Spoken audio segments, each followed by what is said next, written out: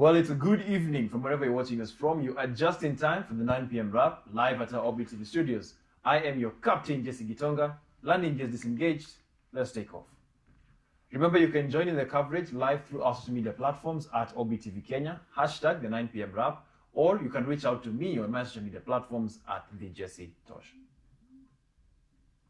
The Energy and Petroleum Regulatory Authority, EPRA, is mourning the death of its Assistant Director for Surveillance and Enforcement, Silence Cheboy.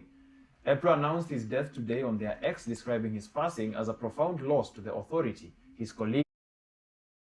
The authority remembered Cheboy for his dedicated service, professionalism, integrity, and commitment to EPRA's mandate. His body will be interred at his Solian home in Eldama Ravine, Baringo County on August 15, 2026. EPRA has sent condolences to his family, friends, and colleagues.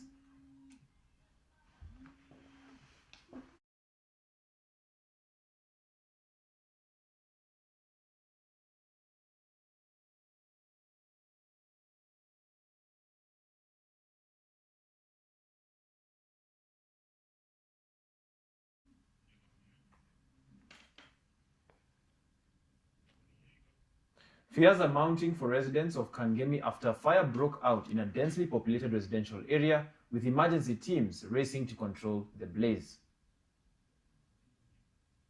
The fire broke out in Kangemi area of Nairobi, sending thick smoke over the settlement as residents scrambled to respond. County fire crews were deployed as concerns grew through the closely packed homes. There were no immediate reports confirming casualties or the number of people affected. The incident comes amid a string of fires that have hit parts of Kangemi this year, reviving concerns over fire response and safety in densely populated settlement.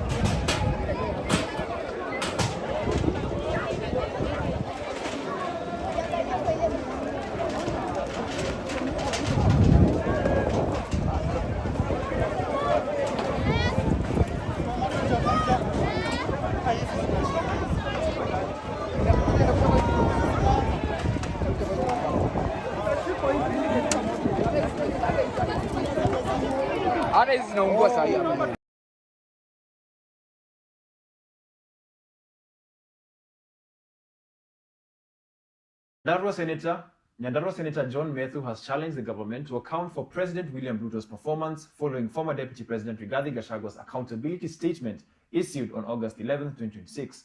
To establish whether the government has delivered on its 2022 campaign promises, Methu wants the government to respond with facts and figures on the cost of living, taxation, public debt, healthcare, education, security, and job creation. However, he has challenged the Kenya Kwanza administration to publish a comprehensive account of President William Ruto's performance since taking office. Moreover, Methu also questioned whether economic growth was translating into better incomes, jobs, and living standards for Kenyans.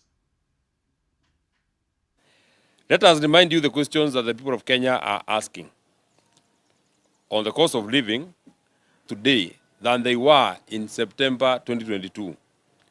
Show us the figures hold disposable income and purchasing power. On taxation, has the tax burden on the Kenyan households and businesses increased or decreased since 2022?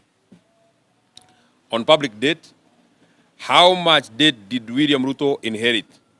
How much has his government borrowed? And what is the public debt today? The following issues remain unanswered. Number one, on police brutality and goonism, we ask, why did you have to resist on the 24th and the 25th of June and during the Sabasaba protests? Why were they abducted? Why did others disappear? Are members of the Fourth Estate being harassed? Why haven't the attackers of the Waitima ACK Church and Mweki and Kasarani PCA been arrested or charged, yet the evidence has been presented to you? This is a government being asked to account to the people of Kenya for his 4 years in office. It is a question of 55 million Kenyans versus one man who has decided to single-handedly sink our nation.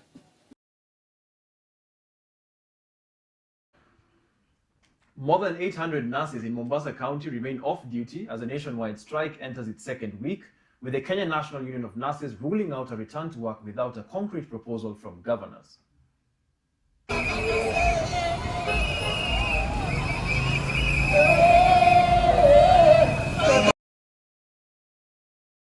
The Council of Governors, the SRC, and the Ministry of Labour have failed to yield an agreement. Morocco insisted that the nurses will not be coerced back to work until a collective bargaining agreement is reached. The union is demanding permanent pensionable terms for universal health coverage, nurses, and implementation of approved career progression guidelines. Morocco also dismissed plans by Mombasa County to hire replacement staff, warning that unlawful recruitment will not solve the critical shortage.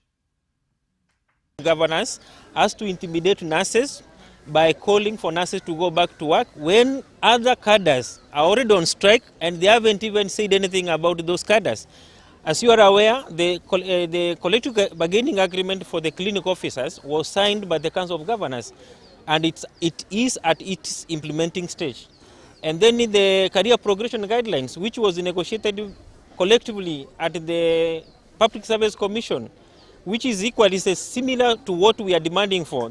For the clinic officers, the Council of Governors has agreed to implement, and we are really perturbed to understand why nurses have to be intimidated to go back to work when they are calling for equity in the public service. And that's why we are saying there is no level of intimidation or coercion that is going to force us to go back to work unless the Council of Governors, SRC, agrees and negotiates with that collectively to reach an agreement that will enable us to go back to work. A multi-agency team led by the National Council for Persons with Disabilities has started verifying persons eligible for tax exemption. The exercise seeks to ensure that tax relief is accorded only to qualifying persons with disabilities. The verification process is also expected to help authorities strengthen oversight and address irregularities in the tax exemption system. The exercise forms part of efforts to ensure persons with disabilities can access government support and services they are entitled to.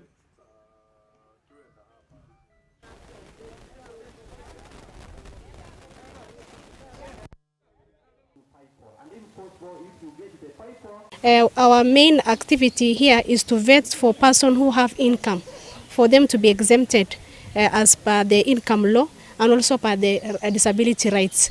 Said so, some areas we check for the assessment and eligibility is we first check whether the person with disability first has been registered as a person with disability, they have a proof of income, be it is a salary, self-employment, businesses, pensioner, and a rental income, property income.